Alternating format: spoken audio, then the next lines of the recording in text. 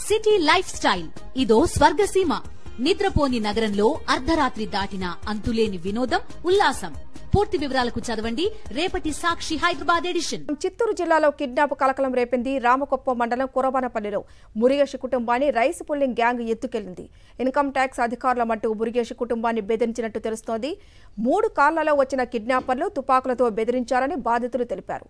కాసేపు హైడ్రామా తర్వాత బాధితులను వైఎస్ఆర్ సర్కిల్ సమీపంలో పోలీసులను గమనించిన కిడ్నాపర్లు మురుగేష్ కుటుంబాన్ని వదిలేసినట్లు తెలిపారు.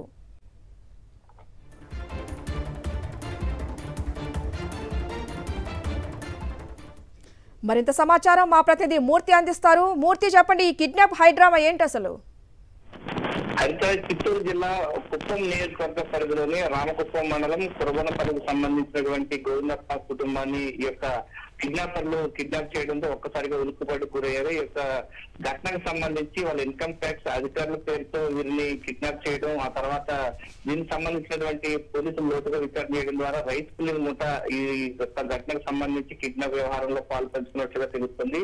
ఈ నేపథ్యంలోనే పోలీసులు చూసినటువంటి కిడ్నాపర్లు 3 కార్లలో వచ్చినటువంటి వారు కిడ్నాప్ చేసిన గోవింద కుటుంబాన్ని వారు వదిలివేయడం జరిగింది. ఆ తర్వాత ఈ ఘటనకు సంబంధించి పోలీసు ద్వారా కిడ్నాపర్లను పోలీసులు అదుపులో చూస్తున్నారు. ఘటనలో ప్రధానంగా ఏదైతే రైస్ పుల్లింగ్ ముఠ వెనకాల భాగస్వామ్యం అయినట్టు తెలుస్తోంది. కోట్ల రూపాయలకు సంబంధించిన వ్యవహారం దీనిపైన ఉన్నట్టుగా పోలీసులు లోతుగా అధ్యయనం చేస్తున్నారు.